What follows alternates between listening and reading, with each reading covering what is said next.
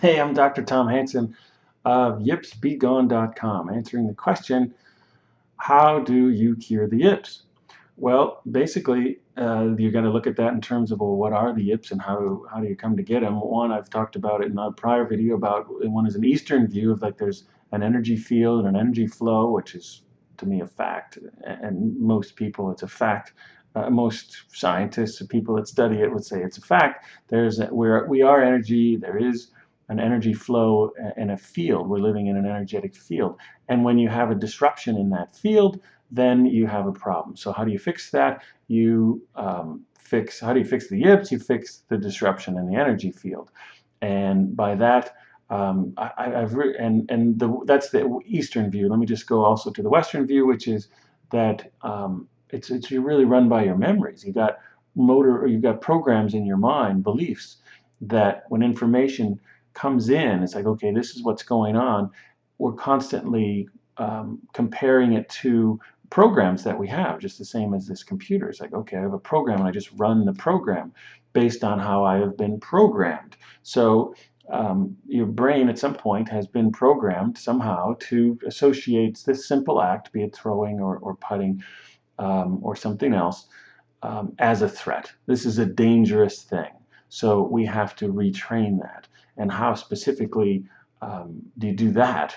How do you retrain the brain? How do you get rid of the disruption in the energy field? It's it, I've got a system for it. I've got an approach to it. A lot of it is intuitive. A lot of it combines a series of techniques called, or from a field of NLP, neuro linguistic programming, EFT, or tapping. A lot of then also just some cognitive behavioral stuff. But a lot of it is just I listen to what's going on for the person. You got to figure out how they're doing it, how are they creating this problem, and then we go about the work based on that diagnosis, I guess. We go about using the tools and techniques I've mentioned in order to do it. I'm struggling a little bit here, almost kind of surprisingly so, because I said I do this so much. But how do I do it? I you got to clear out the problems. You got to find the problems and clear it out, and then build up the strength of it. A lot of times people will do a first session, will hang up feeling like $1,000,000, but then not throw so great or not putt so great. It's not, again, it's not like some quick fix, and that's what it's sort of like saying, well, how do you do knee surgery? Well, where do you start with that? There's so many different levels on which you can address that, and certainly can't just show them, lay it out in a video and think someone's going to be able to do it. So that's maybe not the most satisfying answer, but that's actually the deal. You have to go in there. There's stuff clogged up in you, or I use a lot of clogging metaphors, like a toilet or a sink is clogged or a highway is clogged, and we need an emotional tow truck to clean it out.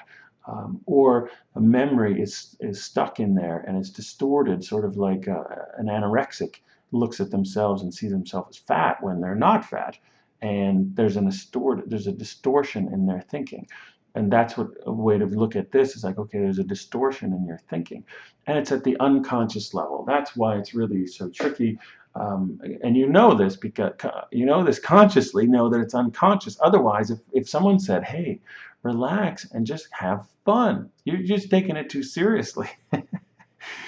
That would work if it was in the conscious part of the brain, but it's the unconscious part that's like, that takes that completely out of play. Much like, well, a movie, you get scared at a movie. I mean, I was sitting there watching Bourne Supremacy last night. I hadn't seen it yet, and I was like, and wired up, and it affected my sleep there at the beginning, even though I've seen what's his name, the actor, on several shows since. He he is in no danger, and my mind knows that, but I got drawn into it anyway.